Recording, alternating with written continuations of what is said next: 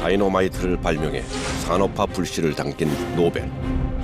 힘을 상징하는 다이너마이트는 건설 분야에 혁명을 일으켰다. 일반 사람들은 이제 화약이라는 것이 폭발해서 위험하다는 생각뿐이지 이것이 어떻게 유용하게 쓰이는지를 잘 모릅니다.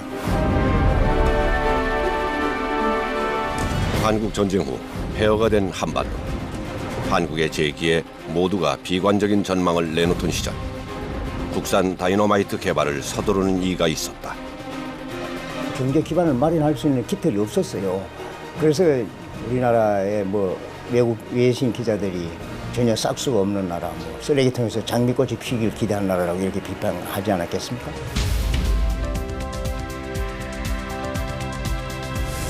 전쟁 후 물자가 귀했던 까닭에 대부분 생필품 수입에 관심을 가지던 시절, 남들이 선뜻 하지 않으려는 화약의 국산화에 뛰어든다는 것은 무모하기까지 한 일이었다. 화약만이 국가를 재건할 수 있고, 누가 얘기했지 않습니까? 권력은 총끝에서 나온다. 지금도 세계를 지배하는 것이 미국 아닙니까? 전쟁 후 폐허가 된 땅에서 최초로 개발에 성공한 다이너마이트는 1960년대부터 우리나라 경제 개발과 경부고속도로를 만드는 데 큰 기여를 한다. 경부고속도로 맹기다 보니까 들벌판도 지나가지만은 산도 뚫고 나가야 되잖아요. 터널도 맹겨잖아.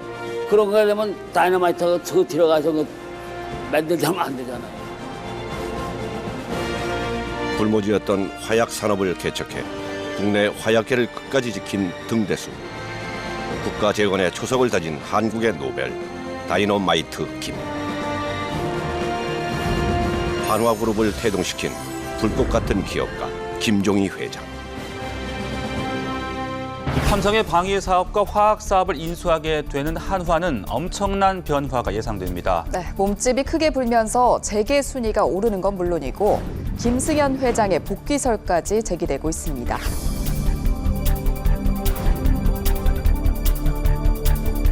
(2014년 12월) 삼성과의 빅딜로 화려하게 복귀한 돌아온 승부사 김승현 회장. 삼성 테크윈을 비롯한 삼성의 4개 계열사를 인수하며 국내 1위의 방산업체가 된 한화. 외환위기 이후 대기업 간 최대 빅딜로 평가되고 있다. 한화그룹 입장에서는 방위산업은 굉장히 중요한 산업이고 그룹의 모태입니다. 52년에 부터 한화그룹의 모태가 이 주하나, 이 화약 만드는 회사 아닙니까? 이 방위산업 부분인데 이 부분에 이제 사업을 규모를 키워서 지금 1조 5천억에서 5조 2천억까지 사이즈를 매출액을 키울 수 있는 거거든요. 한화그룹 입장에서는 굉장히 중요한 산업이고. 국내 방위 산업 시장의 규모는 약 10조 원. 특히 무기 도입과 개발할 때 거래되는 품목의 가격은 가히 천문학적이다. 이번 삼성과의 빅딜로 방위 산업을 강화한 한화그룹은 글로벌 기업으로 재도약했다. 선대는 화약하고 베어링으로 이미지가 딱 굳혔었는데 후대에 와서는 에너지와 이게 석유화학 사업 이런 쪽으로 이미지가 바뀌었잖아요. 물론 바탕은 군수산업을 가지고 계셨습니다만, 그래서 그런 면에서는 제2창업을 성공한 것이 아니겠느냐. 그리고 역시 방위산업을 맡은 사업가로서 국가와 사회에 대한 문제의식이나 책임의식 같은 거는 부전자전이라고 봅니다. 현재 김승현 회장의 아버지, 한화그룹 창업주인 김종희는 일제강점기 시절 화약과 첫 인연을 맺게 된다. 일본이 세운 조선화약공판 생산부에 입사를 하게 된 것이다. 김종희 회장의 경우에는 당시에 이제 입사를 하고 나서 상당히 본인의 바로 윗사람이 일본 사람이 있었는데 마스무라라는 본인의 자산전에도 그게 나오는데 마스무라라는 사람이 이 화약을 만드는 전문 기술자라고 해요. 이 사람이 김종희 회장에게 자신의 기술을 다 전수를 해주겠다 이럴 정도로까지 신뢰를 얻었다고 하는데, 특히 화약을 통한 김종희의 애국심은 대단했다. 6.25 전쟁 발발 당시 홍제동 화약고에는 다이너마이트 3,000 상자가 있었다. 관리인이었던 그는 서울이 수복될 때까지 화약을 지켜냈다. 그때부터 사람들은 그를 다이너마이트 김이라고 부르기 시작했다. 그때 이제 서울에 북한군들이 진입을 해가지고 제일 필요로 했던 게 우선 이제 폭탄, 다이너마이트 이런 게 필요했었겠죠. 그 조선화약공판의 공장으로 닥쳤다고 그래요. 근데 그거를 김정일 회장이 그 자신은 모른다, 뭐 자신은 기술자일 뿐이다 하는 식으로 실제 그 제조하는 것도 연출해 주면서 북한군들이 뭐 이 사람은 모르나 보다 이렇게 이제 그냥 갔다고 그래요. 목숨을 걸고 화약을 지켜낼 정도로 집념이 강했던 그에게 기회가 찾아온다. 남북 휴전협정 이후 정부의 귀속 재산이었던 조선화약공판을 민간인에게 넘기기로 한다. 김종희가 인수를 받아 1952년 한국화약 주식회사를 설립한다. 이 인천 공장이 완전히 그 6.25 사변으로 인해 가지고 완전히 폭파돼 가지고 폐허가 됐었는데 그거를 재건하기 위해서 그 인천 공장의 설계도를 이제 구하기 위해서 일본으로 건너가십니다. 건너가셔가지고 그 당시에 그 근무했던 그 상사였었죠. 마스무라라는 분을 찾아가지고 인천 공장의 그 설계도를 이제 수소문해서 찾게 됩니다. 그 찾아와가지고 그걸 가지고 이제 재건을 하게 되죠. 전쟁 직후 대한민국 땅은 쑥대밭이나 다름없었다. 폐허의 도시에 대대적인 복구 공사가 진행됐지만 좀처럼 속도가 붙질 않았다. 복구 작업에 필요한 화약의 전부를 해외에 의존해야 했기 때문이다. 인천 상륙작전을 지휘했던 맥아더 장군은 폐허가 된 한국에 비관적인 전망을 했다.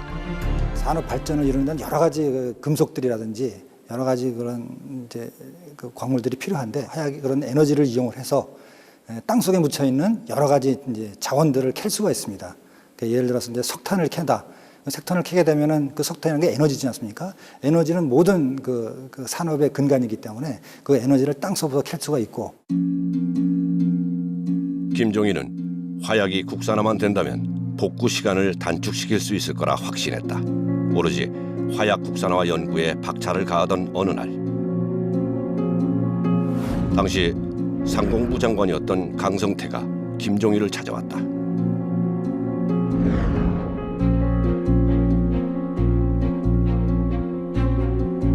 정부는 전쟁 때 폐허가 된 인천 화약 공장의 복구 사업과 화약 개발을 김종희에게 맡긴다. 이승만 박사께서 나라를 복구를 해야 되겠는데 건축자재라든가 이런 것이 이제 문제가 있으니까 그 스트레스를 많이 받으셨겠죠. 그래가지고 역시 이제 그 화약 공장을 경험한 사람이 누가 있겠는가 해서 찾아오셔가지고 누차 부탁을 한 것 같아요. 국산 화약의 개발은 정부 입장에서도 중요한 사업이었다.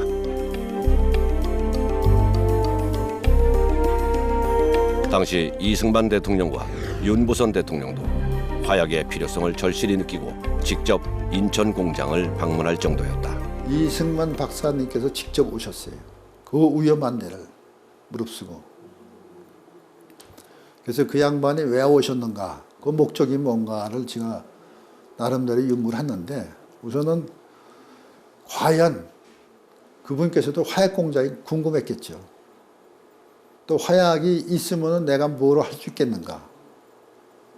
그런 거를 모든 정보를 수집하고.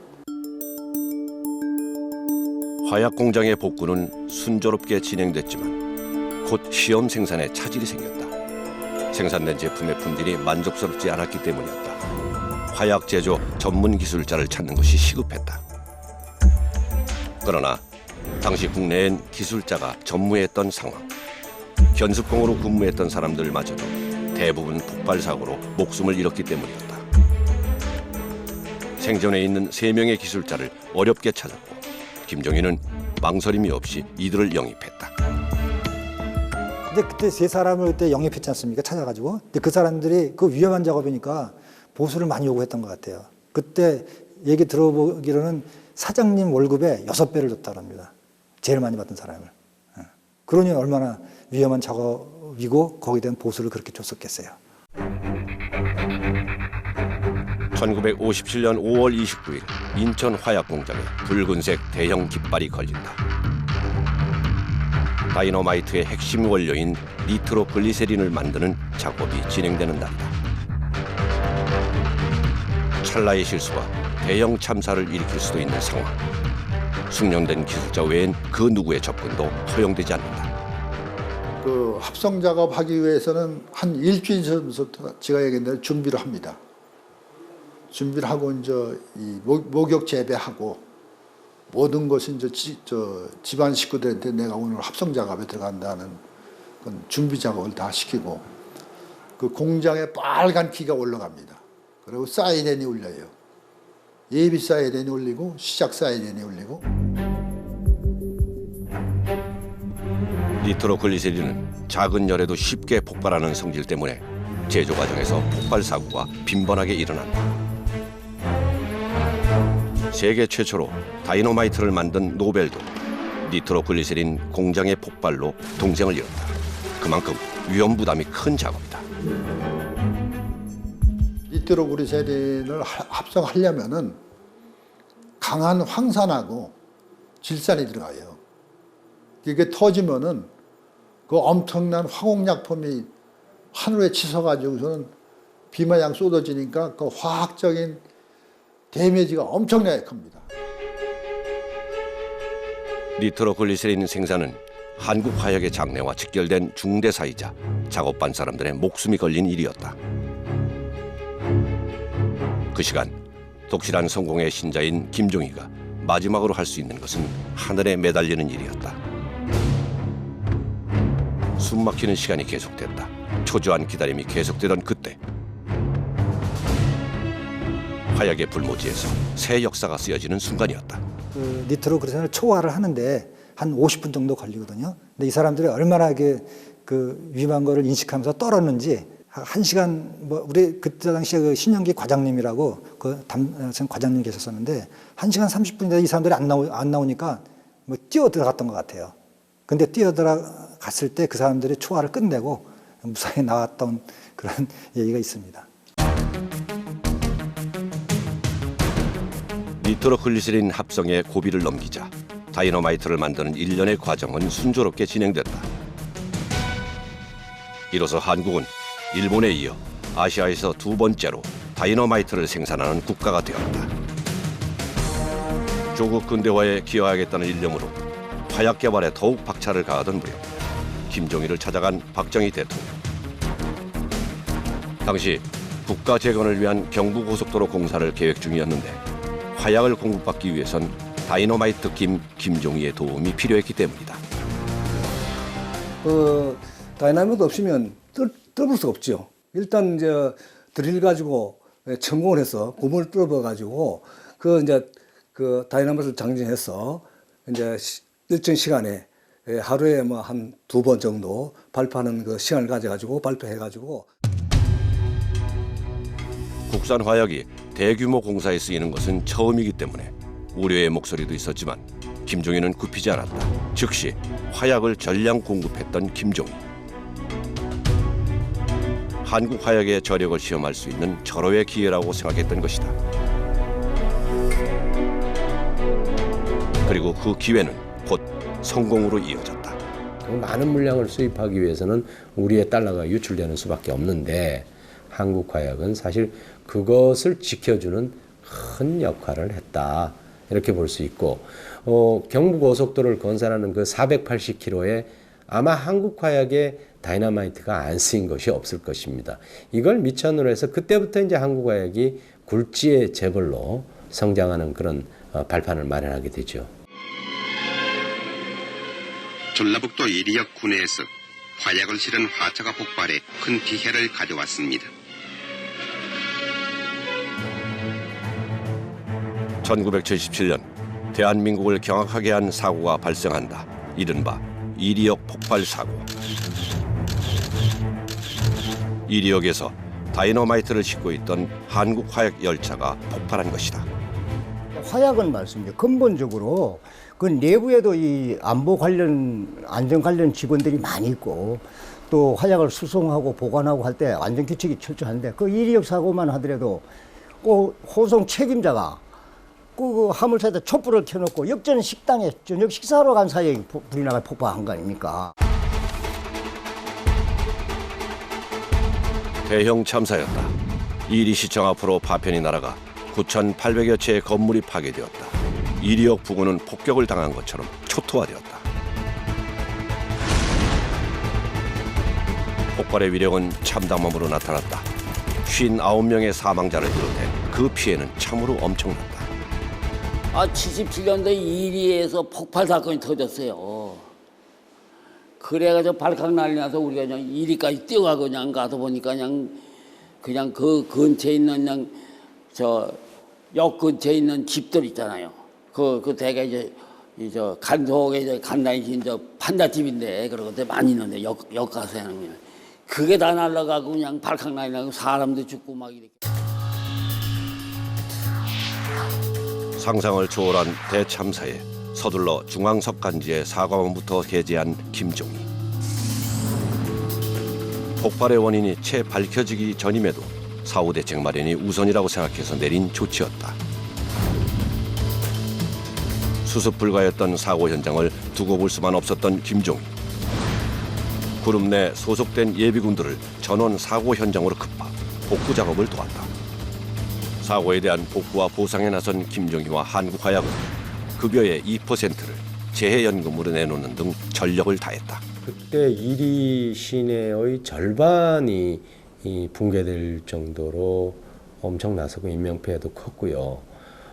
당시에 그 사진들은 지금도 우리나라의 국가적 안전을 얘기할 때마다 제시되는 그 사진이죠.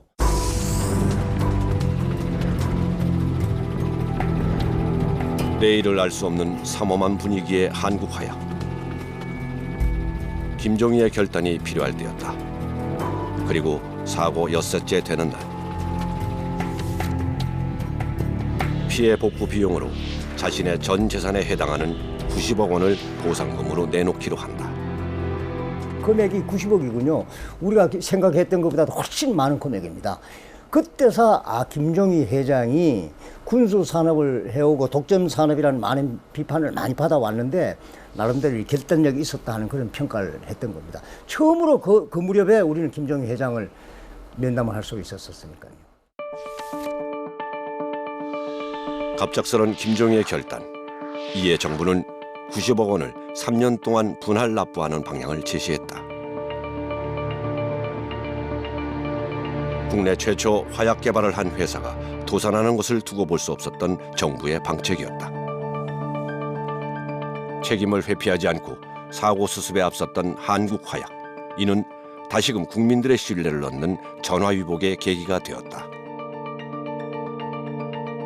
우리가 예상했던 것보다 기대했던 것보다 더 신속하게 더 빨리 사과 성명을 내고 또 복구 작업 내고 그렇게 해서 정부도 거의 만족할 만한 수준으로 사후 관리를 잘했지 않느냐. 그래서 그 뒤에 한국화약 그룹이 오히려 이미지를 바로 높이는데 일조를 한 것이 아니냐.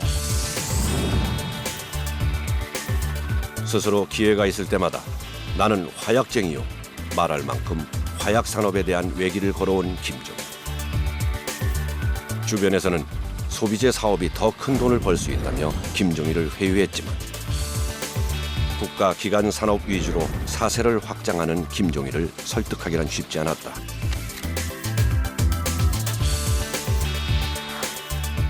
그러던 어느 날 김보현 농림부 장관으로부터 대일 유업을 인수해달라는 제의를 받게 된다.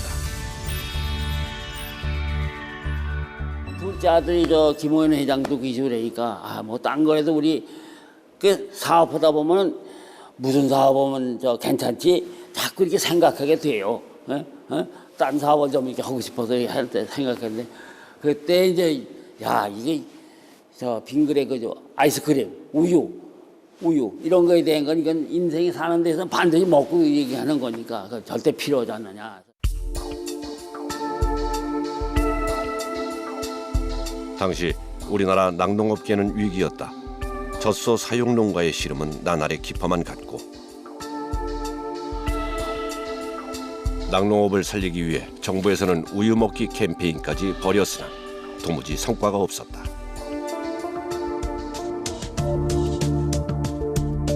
젖소 사용 농가를 살릴 수 있는 것은 김종희밖에 없다는 판단을 내린 김보현 농림부 장관. 식품사업 제안에 자신의 길이 아니라며 완강히 거부하는 김종희.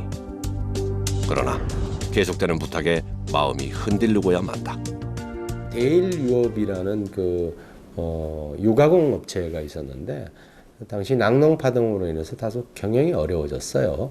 그래서 이제 정부에서 이제 낙농 회사가 하나 이제 파업을 하거나 또는 문을 닫게 되면은 낙농가가 굉장히 피해를 보기 때문에 김종희 회장에게 자금 여력이 있으니까 좀 이 회사를 인수를 해서 경영을 해달라. 낙농가도 좀 살리자. 결국 농가를 살리는 것이 국민에 대한 의리라고 생각한 김종희는 대일유업을 인수한다.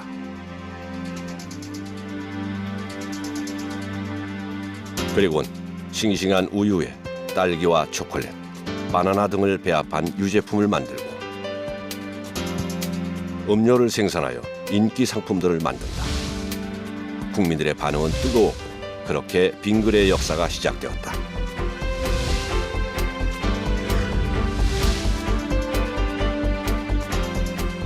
원래 김종희 회장은 화약 외길 인생을 살겠다는 것을 평소에 말해왔는데 아마 빙그레를 인수한 것이 아마 처음으로 동일 사업 분야에서 다른 쪽으로 외도하는 그런 사례가 되기도 했죠.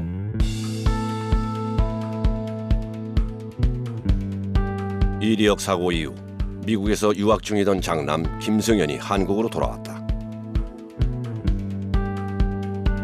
남자답고 진취적인 성격의 김승현은 아버지 김종희의 가르침을 빠르게 습득하며 경영 수업을 받았다. 후계자 지위를 확보해야 하기 위해 그룹 내 행사에도 적극적으로 참여하며 입지를 다졌다. 아버지는 스스로 그걸 만들어간 사람이고요. 아들은 아버지가 만들어놓은 가치관적인 거를 자기 그 직접 경험 없이 간접 경험만 있거든요. 간접 경험이란 건 미국에서 공부한 지식이 하나 있고 아버지한테 배운 이 간접 경험을 갖고 직접 생활에 들어가서 해내야 됐기 때문에 굉장히 부담감이 많았을 거예요.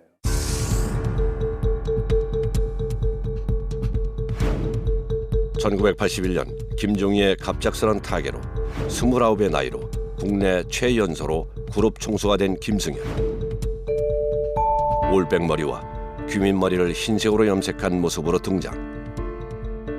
올백머리라는 건 본인이 아마 산정했을 거예요. 그 어른스러운 큰 남자. 그러니까 어린애가 아니에요. 본인은 29살부터 어린애가 아니라 이 올백이라는 건 사실 아버지거든요. 책임지는 사람이거든요. 예뻐가지고 이런 것이 아니라 책임지고 흰머리를 상징하는 것은 뭐냐면 책임지는 아버지예요. 그러니까 29살에 제가 볼 때는 회장이 되면서 동시에 아버지가 되는 거예요. 회사를 물려받으면 그 책임까지 물려받는다는 교육을 받은 김승현. 한화를 매출액 40조, 계열사 50개를 갖춘 기업으로 초고속 성장시켰다.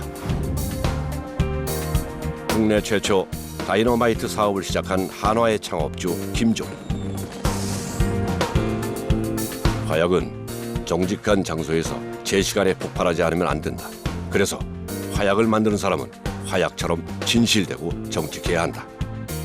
출발이 아까 방위산업 화약 부분이 출발이었다고 했는데 그 이후에 화학도 붙이고 또 부동산 건설 그다음에 금융 쪽도 붙이고요. 유통도 갖다 붙이고 또 지금 솔라원 같은 태양광도 갖다 붙였고 그다음에 화학 쪽을 또 강화하는 M&A도 했고 방위산업도 강화하고 기존 하고 있던 산업을 강화하고 너무 카멜레온 같습니다.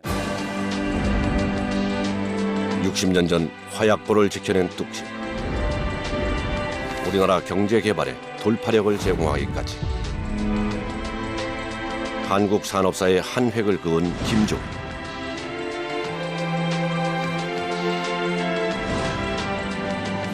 정직과 정확을 중시한 화약인의 정신.